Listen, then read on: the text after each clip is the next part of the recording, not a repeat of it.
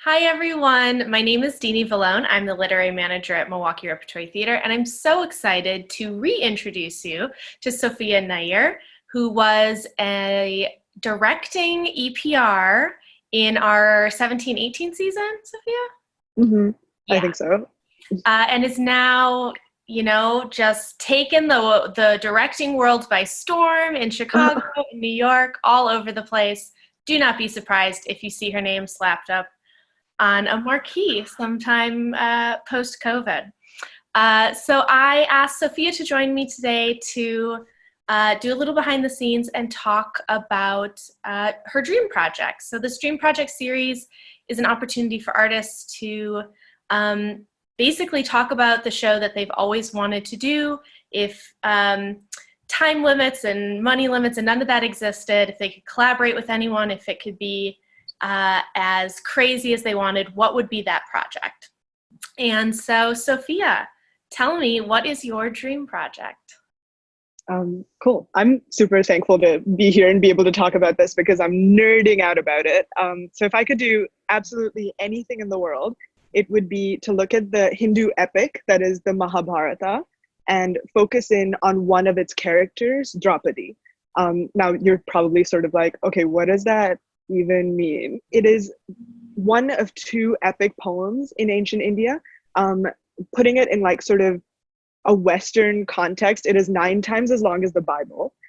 If you take the Iliad and the Odyssey, combine them, multiply it by 7, you have, the Mahabharata. So that's how extensive it is. It's sort of the history and moral law and like of India, and sort of like I grew up around it and I sort of understand my moral value in society based off of it. And if you're thinking of plot line, I'm trying to make it like as simple as possible. Think of like Game of Thrones, right? Like you have like different kingdoms, like and cousins and like people fighting over sovereignty, and that kind of stuff. Like the most important things you need to know for the story that I want to tell is that there are 2 groups of cousins. There are the Pandavas and the Kauravas.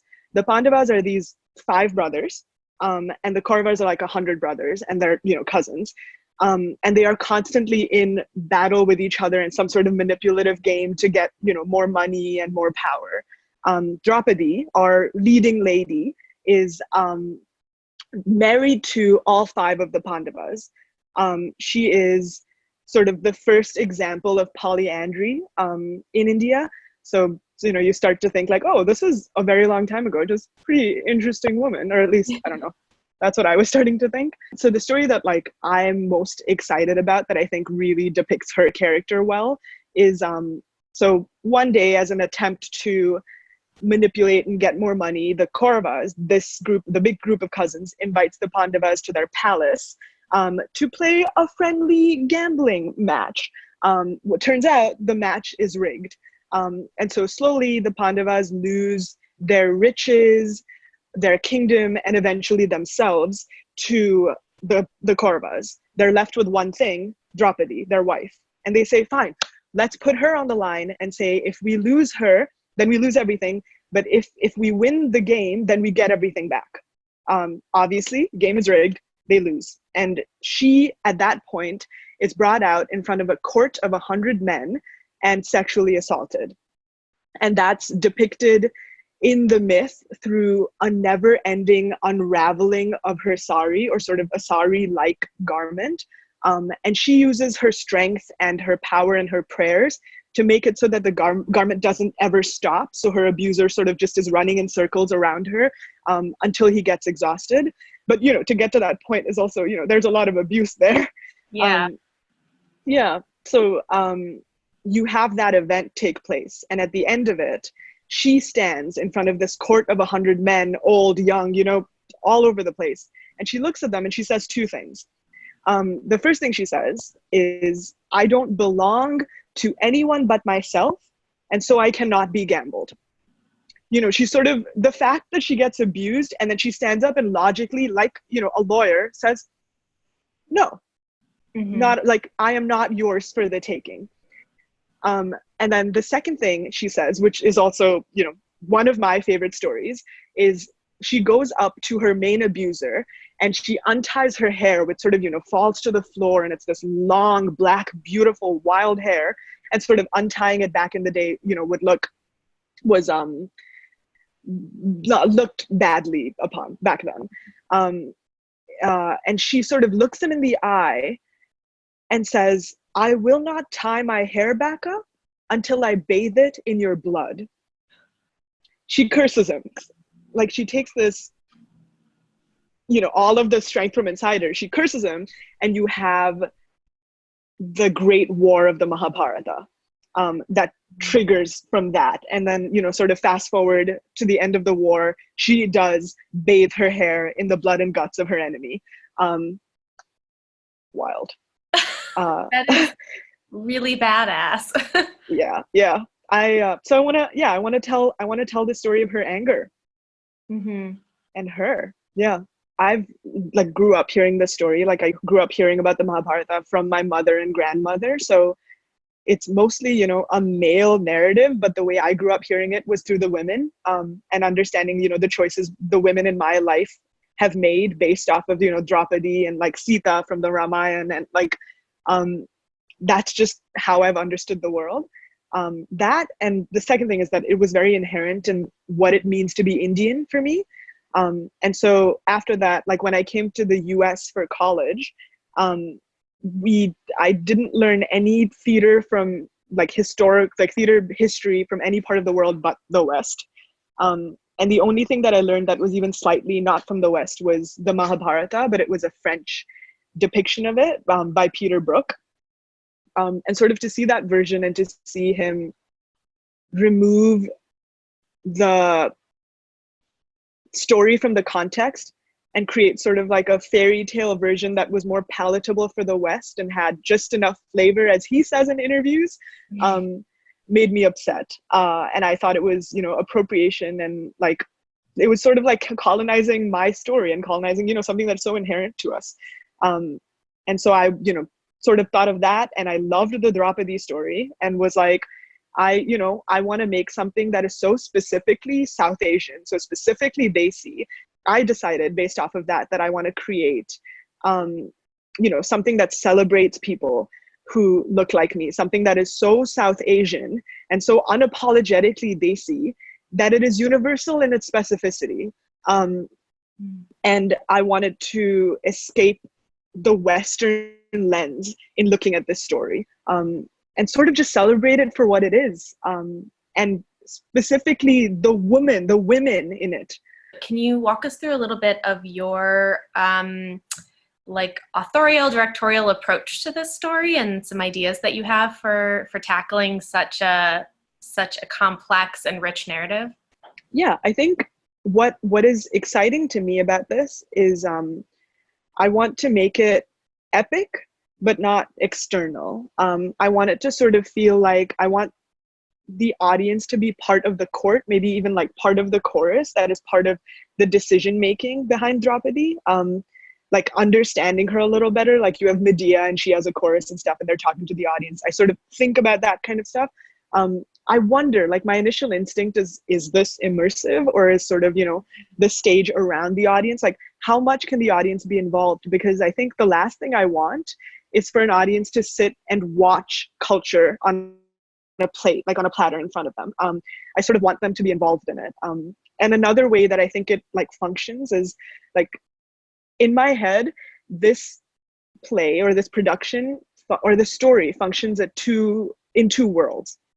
The first one is what's actually happening, Draupadi, the gambling match, the assault, the blood bathing, all of that stuff. And then the second layer at which I think it functions is her trauma and her mind and her coming to terms with that.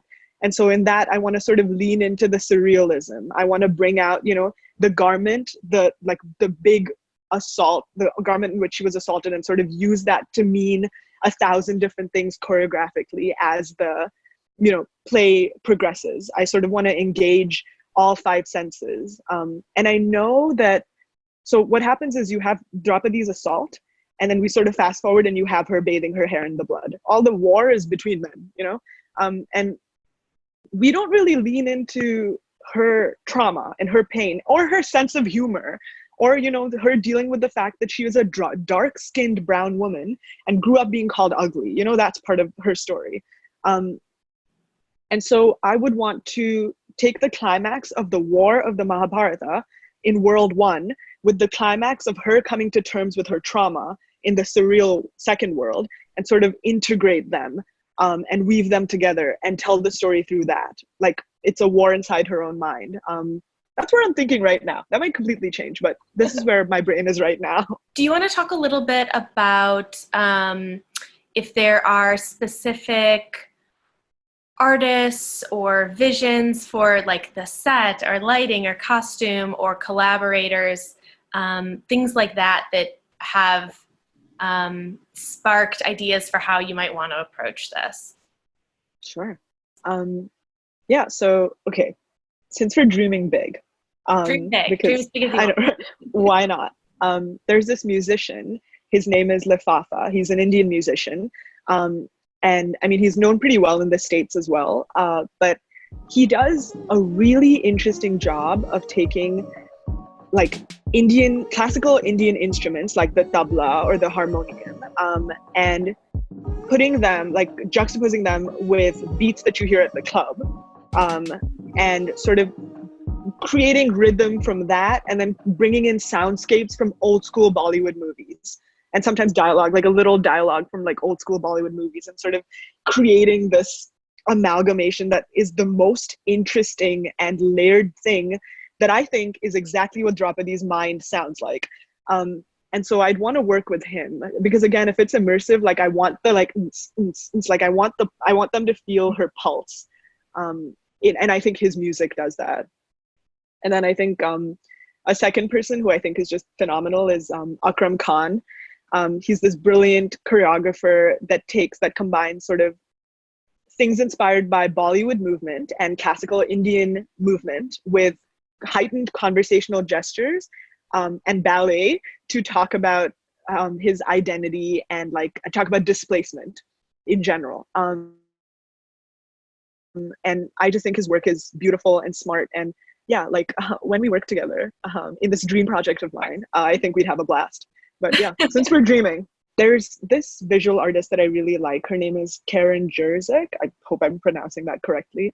But sort of she does things where she goes to abandoned locations and sort of costumes people around them and like shoots models in them. And sort of thinking of that and thinking of like these scenes of like Draupadi having a group of people with her and then suddenly she's like all alone, and sort of thinking of Karen Jerzik's idea of the lonely astronaut, where she has just this astronaut in all these like abandoned places, and sort of floating in the world around, like the surreal world around Draupadi shifting. I sort of would want it to look something like that. And not sure exactly how, but that's where my mind is starting to go, that she's, floating in this surreal place. And with the dice game and with the assault, like suddenly there are windows below her as well as above her as well as around her, and yeah, sort of the more we go into her mind, the more surreal it gets and the more it's sort of like Karen Jerzik's work, I think. So we've been talking about this project a little bit in preparation for this video, and you did say that it's sort of kind of sparked, renewed interest in this and has kind of gotten you excited to dig into it some more. So I guess, are you making any moves on this project? Have you jumped back in to start thinking about it? Are you making any formal steps to make this dream into a reality? Yeah, I sort of, I've been on top of like the regular reading and research that goes behind this. I'm sort of starting to build my army of collaborators. So every time I like a collaborator, sort of I'm like, oh, you might work with this project. I sort of share this vision with them and then they bring in their thing and I'm like, great. So we're adding you to the table. And so I'm building this table and building sort of a Google Doc around it. And yeah, right now it's just building the army and then we'll see what comes after. But well, yeah, and the research process. We can use this video as like a fun pitch, and producers everywhere should be clamoring to call you up. Yeah, let's go. Get on this before it becomes too big.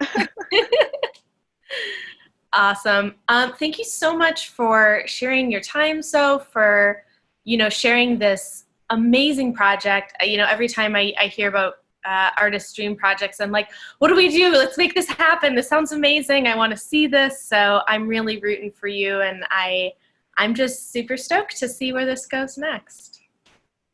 So cool. Yeah. Thanks for having me. Thanks for watching, folks. And keep an eye on this one. She's going to be big.